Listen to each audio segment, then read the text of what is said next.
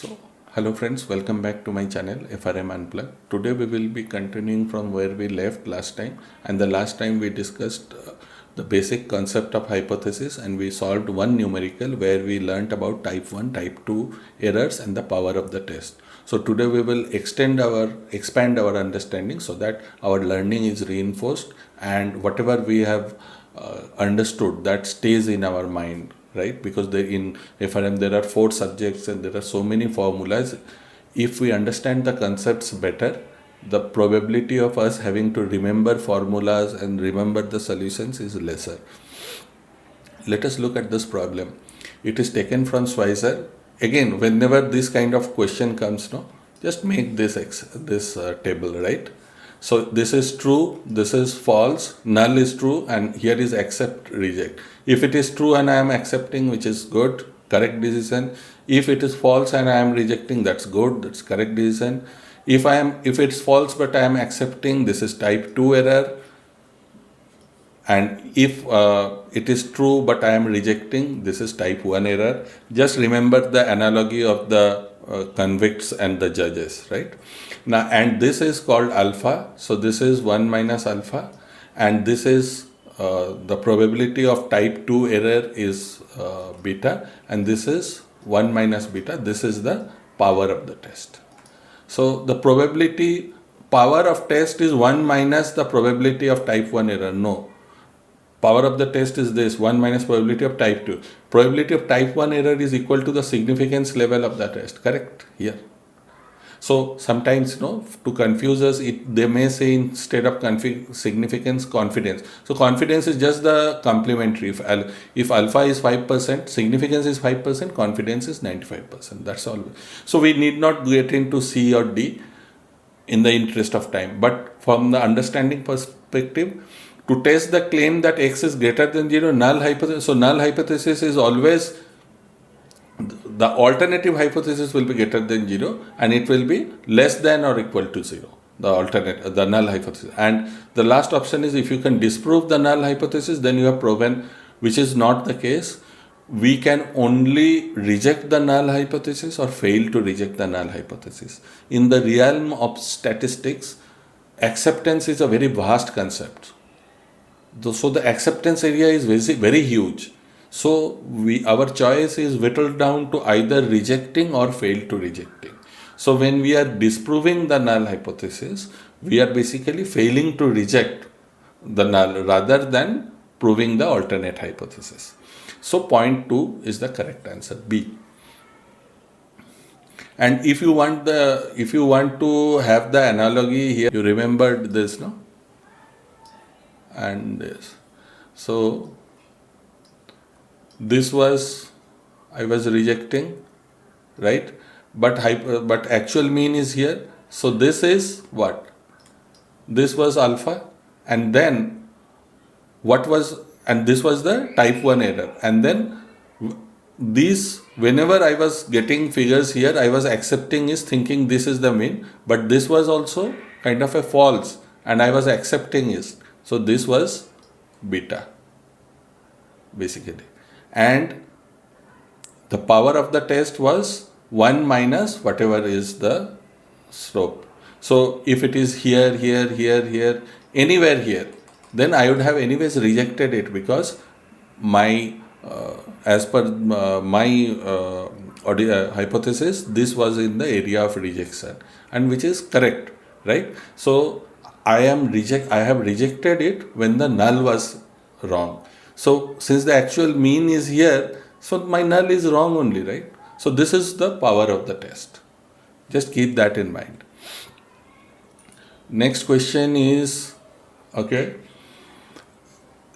assume the sample average of 49. Straight away get into T statistic. We have now a fair understanding. Just get into the test statistic. Is 20 with a standard deviation of 9. Now, what I am saying is, in the sample value is 20 minus, so 20 minus 16 by, what is the standard deviation, is 9 by 49, right? So to 4 into 7 by 9 is equal to 3.01. So my null hypothesis is, if we now null hypothesis is 16 and we want to type 1 error, okay, to be only 1%. So what is the type 1 error, right? Now for 1%, so 99% confidence. So this is a two-tailed test, right? It can be on the right hand side, it can be on the left hand side, right? Now for two-tailed, 99% is how much? Always remember this. For one-tailed, I'm just saying, I mean, you can, so that you don't get mixed up. 1.65, 2.33, this is one-tailed, 1.65, 1.96, 96 and 2.58. So for two-tailed, this is plus 2.58 and this is minus 2.58. So it is here somewhere here, 3.01, right? So it is in the zone of rejection. So we will reject the null because the computed test statistic is 3.01. Clear? I think this is a fairly straightforward kind of a thing. So another way to interpret this is, my assumption was that my sample got me 20, and my assumption is that even after I have got 20, the average is 16 of the entire population. That was my hypothesis. So now, had it been somewhere here, like this, I would have accepted it, right? Because I would have accepted it with 99% confidence. But I am not accepting it because it is somewhere here. This essentially means I am 3 standard deviations away from my hypothesized mean. Then this essentially means the population mean is never, means whatever I have assumed is not correct. So we will reject it. Had it been here, we would have accepted it. Now the next question is, if the computed test statistic for a sample mean is very low, what type of error we might make?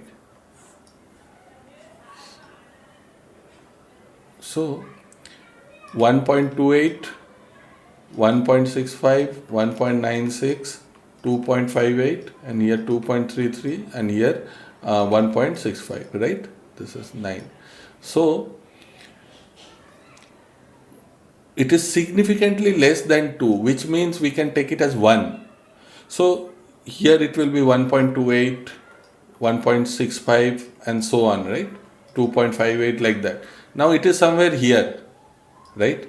So if it is here and if it is here, either the null is correct, right? So here this is the acceptance zone. So we will accept the null hypothesis. Now our sample statistic is here. I have accepted the null. This is what I have done. Now in fact, in reality, two things can happen. The null is actually true or the null is actually false. I have accepted it, that's a different thing. But actually the null can be either true or false. If the null is true, fine, I have accepted it, no problem. If the null is false and I have accepted, then what we are doing? We are doing a type 2 error. So B. This is the answer. Okay, let's come to the next question. Now this question is about Bessel regulations. So basically what we understand is, when the student is kind of prepared for the exam, then that person will be well versed with the concept of VAR. But just here, for the sake of our understanding, we can just reiterate what our basic concepts on VAR. So VAR at 99% confidence is here. This is, so let's say this is 0, 1%, 2%. These are profits. and this is -1%, -2%, these are losses. So let's say at 99% the loss is -8%. So the VAR with 99% confidence essentially boils down to the interpretation that there is 1% probability that that loss due to market rate movements, which is forex or interest rate, will be greater than 8%. So VAR, due to its inherent drawback, doesn't tell till what the VAR will be, till what the loss will be, whether it will be till 10%, 20%, but it just is more than 8%. And there is a second way of saying, which is 99% probability that loss will never exceed 8%. So these are basically one and the same thing, different way of saying the same thing. So now, to test the robustness of the VAR model, banks are supposed to go back in time, 2 year back, 3 year back, take a 250-day horizon, find the number of exceptions, which is number of days where the bank's loss could have been more than 8%. So if it is a 99% accurate model, there would be exceedances in 2.5 days, which is 1% of 250. So 2 to 3 days they will be exceptions. If now I have to tell here which constitutes a type 2 error. So type 2 is basically accepting when we should be rejecting. Red zone outcome means we will reject. Green zone outcome means I will accept. So if it is a 99% model and if in 250 days I got 2 to 3, then I will accept. This is green zone outcome. So if now my null hypothesis here is 99% VAR model is correct. This is my null hypothesis. So now out of this two, take this point, 97%. So if it is 97% confidence only, I can get up to 3 by 100 into 250, which is around 7 to 8 exceedances in a 250 days period I can get. But somehow during the back testing exercise, I still got 2 to 3 exceedances only. So I have accepted it, but it is 97% accurate, which means there are chances of 7 to 8 exceedances. So ideally we should have rejected this. So point B is what we call type 2 error. So I'll just recap. The null hypothesis here is a 99% VAR model is correct. Green zone means if it is a 99% VAR, the number of exceedances in a 250-day period should be between 2 and 3. If it is between 2 and 3, we accept it, that's called the green zone. If it is more than 2 to 3, it is red zone, which is model is bad. Now, question here is which of the following can constitute a type 2 error, which means we would accept, but we should have rejected. So red zone is not be the case, right? Because red zone anyways is rejecting. So out of B and C, B appears to be more probable because we have taken a 99, whether the bank's 99% 250 day.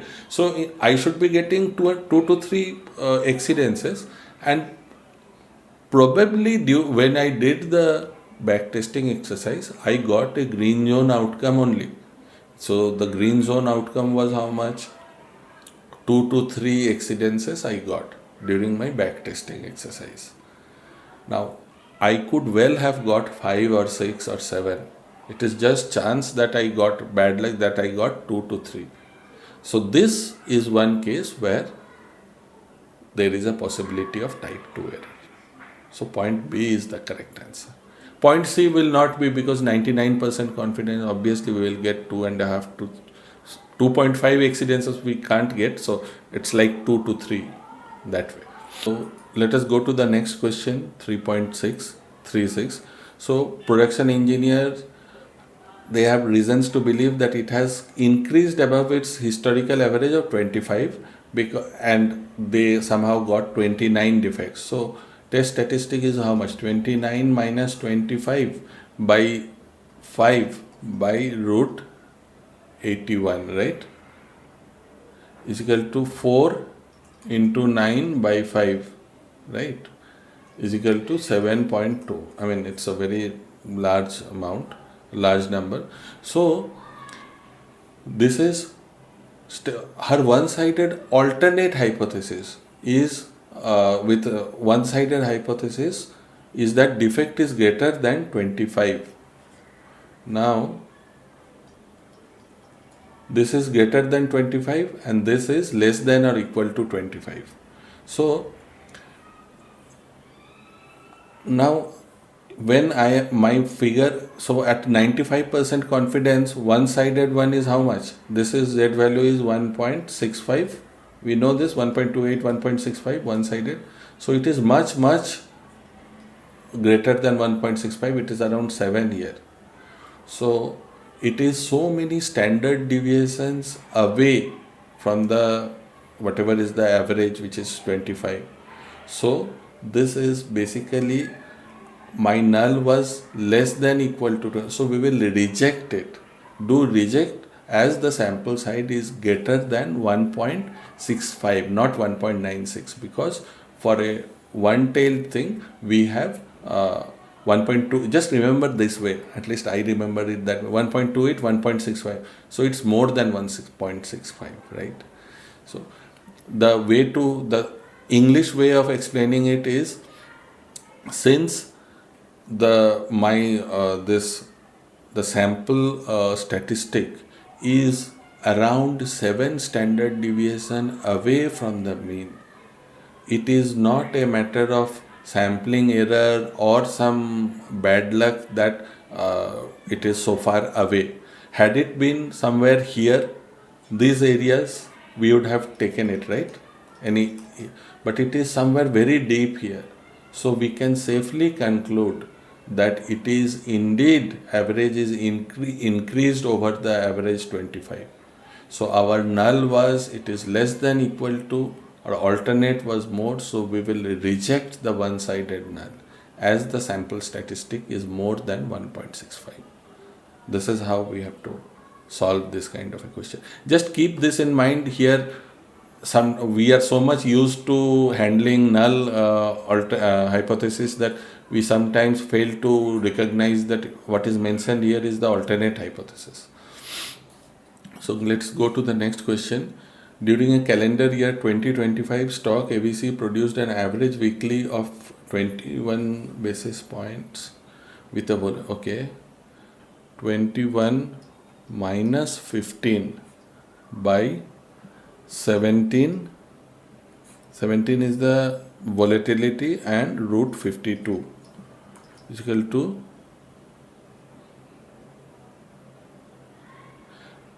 I have to calculate with 95%. I have to check with the 95% is the difference statistically significant. Now this is 6 into root 52 by 17, 2.54. Now I have to check whether the difference is statistically significant, which means, in other words, I have to check whether this difference is basically due to sampling mistake or this difference actually exists, and whether my stock has actually outperformed. So is the difference statistically significant means, is this stock actually outperformed the benchmark? And what is the meaning of not being statistically significant? Which means it is just due to some sampling error or something that this difference has come in. Otherwise, there is no difference. So this is my value 2.54. Now the result is different than the benchmark. The null is rejected in either a one-sided or two-sided test. So 95% confidence. Now if it is, so 1.28, 1.65, 1.65, 1.96. So 95% for one side one tail is 1.65, for two tail is 1.96. So the result is not so in either case it has overshot it, whether it is this or this, right? So here it is 5%, here it is 2.5 and 2.5. So in both these scenarios, this value 2.54. So see, this is 2.5%. This has no linkage with this, right? I'm just showing. So here actually for 2.5%, this is 1.96 and this is 1.65. So in either of this case, it is much beyond this, which means the difference between the sample statistic value and the population statistic is statistically significant. It is many standard deviations, around 2.5 standard deviations away from the population mean. This means that it is not just due to sampling error or something that I just took this stock ABC and I just took the 52 weekly thing and I calculated. Otherwise, means if so had my figure been somewhere here, this would essentially, the interpretation of this would be that I just took for 152-week period that was not a true reflection. So there was some issue in my sampling method, right? But if it is so, when my own analysis has given me 21 basis point where the average was 15, right? And my statistic would have been somewhere here, then I am more near to 15, and which essentially means I have not done a great work. Maybe I took some 52-week period, which is not, that is not a true representation of the benchmark. It was a error in sampling, in taking the sample. But now that my value is 2.54, which is further deeper into this area, so I am very far away from the population mean, which essentially means my stock has actually outperformed and the difference is statistically significant. So the result is not different than the benchmark. The result is different than the benchmark. So point A appears to be the most correct, right? Result is different than the benchmark regardless of the trace. The null is rejected in either a one-sided or two-sided state. So we are rejecting the null because we are somewhere here. So A is the correct answer. Now let us go to the next question. So this question is basically slightly difficult question, but it's not a very difficult question, but still I would urge you to attempt this question because this is an important, this will help us build our concepts even better. From the point of view of passing the exam, this may not be that important, but you will never lose something out of trying this kind of questions. So here all we are saying is this is a binomial distribution, 100 tosses. So I have to know, means I am formulating a test to check whether the hypothesis is correct or not. And that hypothesis is that the coin is fair. And I have designed a rule that if it is between 40 and 60 both inclusive, I will accept it, else I will reject it. And that's a fair point, right? If we toss a coin, probability of having it is half. So actually we should be getting somewhere around 50 heads. So 40 this side, 10 this side, 10 that side. This is okay, right? At least the initial assumption appears to be okay. Now I have to find out the probability of rejecting the hypothesis when it's actually correct. So here, the total number, the total probability of getting 40, 41, 42 is 100 C 40, 1 by 2 to the power 40, 1 by 2 to the power 60 plus 100 C 40, 1 by 2 to the 41 to the power 41, 1 by 2 to the power 59 plus ... 100 C 60 1 by 2 to the power 60, 1 by 2 to the power 40. So this is a very monstrous formula. I mean, we will never be able to calculate this. So to address this kind of situations, a binomial can be approximated to normal, provided mu and np, both npq square root, both are more than 5. So here mu is equal to what? Np is equal to 100 into 1 by 2 is equal to 50, and sigma is equal to root npq is what? 100 into 0.5, sorry, 1 by 2 into 1 by 2 is equal to root 25 is equal to 5. So this is a fit case for binomial distribution, approximation to normal distribution. So, but since binomial is discrete and normal is continuous, what we will do is, and since 40 and 60 are shown as inclusive, we will subtract 0.5 from the lower limit and add 0.5 to the higher limit, and then we will calculate the, now this formula is the same as the area between 39.5 heads, sorry, here is 39.5 and here is 60.5. Now again we will standardize it, 39.5 minus 50, right? Because 50 is the population mean, means normally if the probability is half, then, and if the sample size is 100 into half is 50. So we will, when standardizing, we will subtract it from the mean and divide it by the root n, the sigma, which is 5, which is equal to minus 2.1, and similarly for 60.5 it is equal to plus 2.1. So this we have transformed here to 2.1, this is minus 2.1, then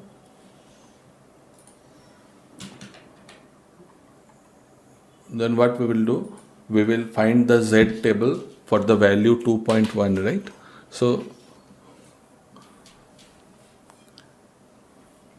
this is the area we are finding, right? And z of 2.1 is what? 0.4821. 0.4821 if we look. So obviously since it is symmetric, no? So both is into 2 is how much? So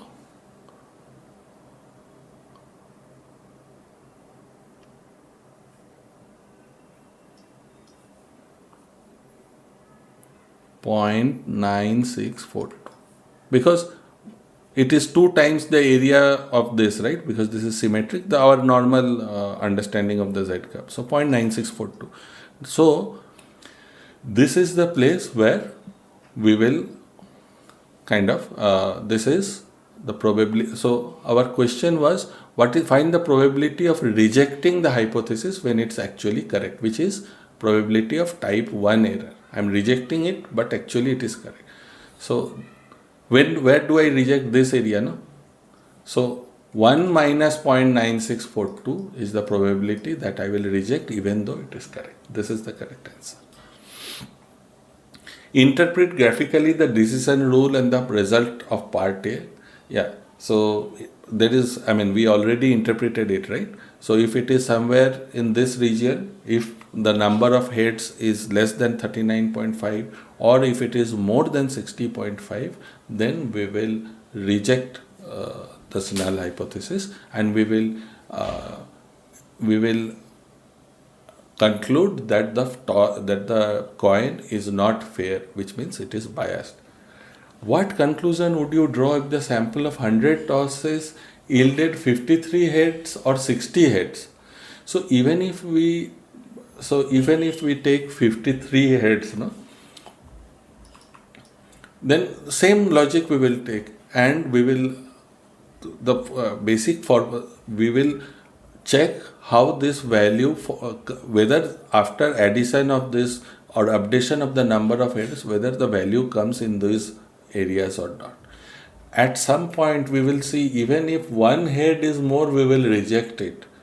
So I mean, it is only a matter of one head that separates the rejection from an acceptance. So this is weird, but this is a part of the game. This is how statistics is. So this is about this question. So A, B and C is, I think, correct. And could you be wrong in your conclusions to C? So the same logic applies. Okay, let us come to the last question of this session. Now here it is said p-value. P-value is the lowest significance level at which we do type 1 error. So 1.68% is the probability of type 1 error. So this means basically I will 1.68% is the chance that I will reject, right? Reject a null hypothesis. And then, so if 1.68% is the percentage at which I will reject, this also means 98.32% is the confidence. This is significance. So this is confidence with which I will reject. So if I am doing it for 98% confidence, it will never be for 99%, but it will always be for 95%, right? I am doing it for 98% sure, so I am 95% sure also, right? But I am not 99% sure. So A is the correct answer. This is a very conceptual question, that's why I thought I will add it here. Just go through these examples, and I think with this we have covered most of the hypotheses. In case you have any queries, do please ping me in the chat. I will try to get back with my solutions. Thank you for attending this. Bye.